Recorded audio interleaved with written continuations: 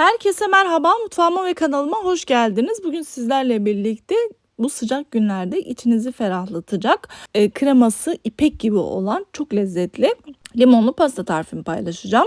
Fazla bekletmeden hemen tarife geçiyorum. Öncelikle kekini hazırlamakla başlıyoruz. Bunun için mutfak şefime 4 adet yumurta ve 1 su bardağı şekeri koyduktan sonra bembeyaz ve köpüksü bir hal alana kadar yüksek ayarda çalıştırıyoruz.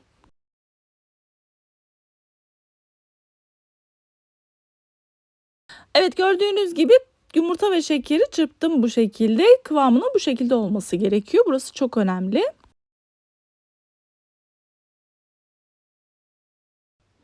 Şimdi kekimizin geri kalan malzemelerini ekliyoruz. 1 su bardağından 1 parmak eksik sıvı yağ, 1 su bardağı süt,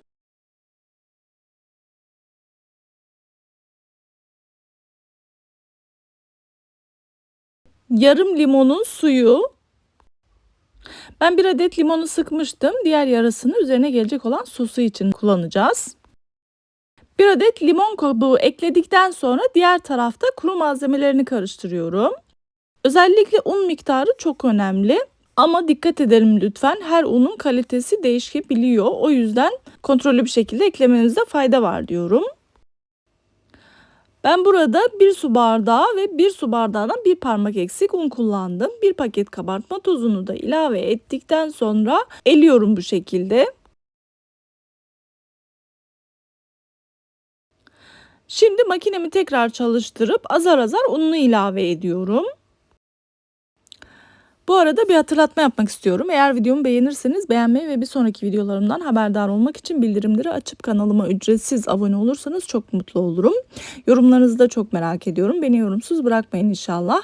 Bir de beni diğer sosyal medya hesaplarımdan da takip etmek isterseniz eğer aşağıya linkini bırakacağım. Oradan ulaşabilirsiniz. Özellikle kanalıma yeni gelen arkadaşlar hoş geldiniz. Daha önceki videolarımı da şiddetle tavsiye ediyorum. Gerçekten hoşunuza gidecek tarifler olacaktır. Evet, kek harcımızı çırptık gördüğünüz gibi. Bu aşamadan sonra fırın kağıdı sermiş olduğum kek kalıbı döküyorum. Benim kalıbım böyle dikdörtgendi. Dilerseniz siz yuvarlak ya da normal borcamda da yapabilirsiniz. Hiç sorun değil. Daha sonra kek harcımı böyle 2 kere tık tık diye tezgaha vurduktan sonra 180 ile 150 derece arası fırına gönderiyorum ve uzun süre kapağını açmadan pişmesini sağlıyorum. Diğer taraftan da arasına gelecek olan kremayı hazırlıyoruz. Bunun için tencereme 2 yumurta sarısı, 5 su bardağı süt, 3 yemek kaşığı nişasta, 2 yemek kaşığı un, 1 su bardağı şeker,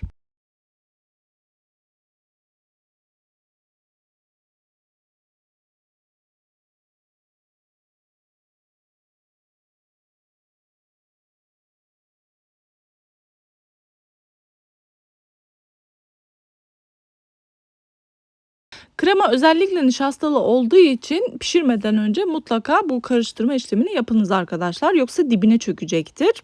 İyice nişastanın açıldığına emin olduktan sonra tenceremi ocağın üzerine alıyorum ve pişirmeye geçiyorum. Bu arada özellikle topaklanmaması için kaynayana kadar karıştırmaya devam ediyoruz.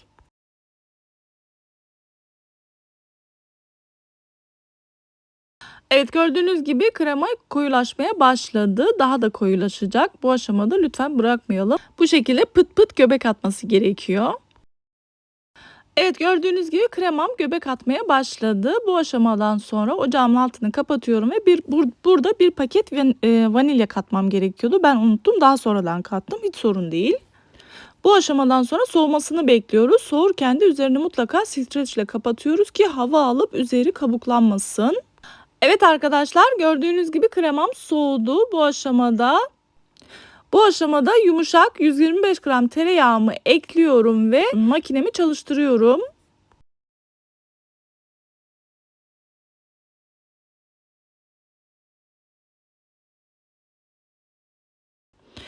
Evet, kremayı tereyağla homojen bir şekilde karıştırdıktan sonra 2 tepeleme yemek kaşığı labne peyniri ve yarım limonun suyunu ekleyip tekrar karıştırıyorum.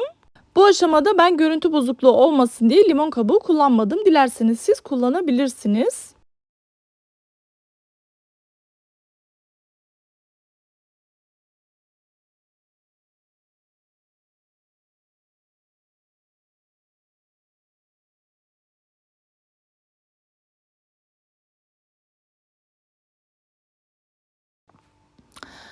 Evet, kremamızı yaptık. Kıvamının bu şekilde kadifemsi, ipek gibi olması gerekiyor. Burası çok önemli. Gerçekten çok lezzetli bir krema. Emin olabilirsiniz. Bakar mısınız görüntüsüne?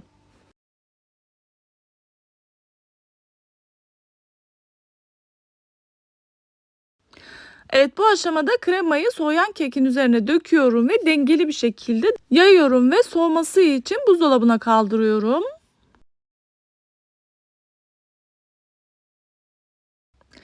Diğer taraftan da limon sosunu hazırlıyoruz. Bunun için 1,5 su bardağı su, 1 adet limonun suyu,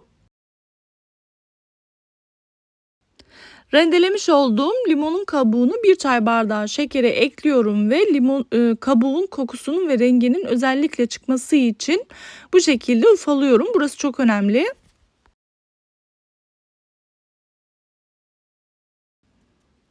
Evet, limon kabuklu şekeri ekliyorum ve 2 yemek kaşığı da nişasta ekledikten sonra ocağıma alıyorum ve pişirmeye geçiyorum. Bu aşamada 1 çay kaşığı da zerdeçal eklemiştim. Orayı çekmeyi unutmuşum. Gördüğünüz gibi bu aşamada bayağı bulanık oluyor. Kaynadıkça saydamlaşacak ve böyle cam gibi olacak. Emin olabilirsiniz.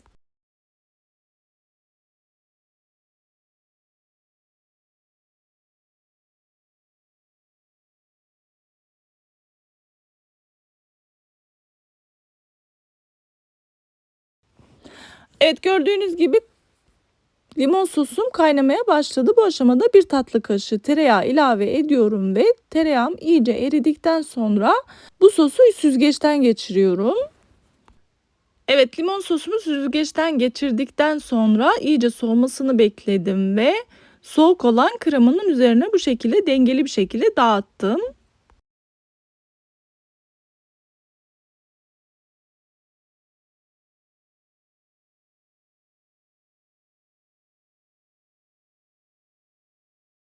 Evet arkadaşlar, gördüğünüz gibi pastam soğudu. Üzerinde bu şekilde süsledikten sonra size göstermek istiyorum. Bakar mısınız? Gerçekten hem görüntüsü hem de lezzeti şahane bir tarif oldu. Ben bu tarifi camimizin yararına kermese götürdüm. O yüzden size son halini gösteremedim ama orada özellikle göstermek istiyorum. Bakar mısınız kremasına? Kesinlikle tavsiye ediyorum. Mutlaka yapın ve sevdiklerinizle paylaşın diyorum. Bir sonraki yeni ve farklı tariflerimde görüşmek üzere. Allah'a emanet olun. Hoşça kalın.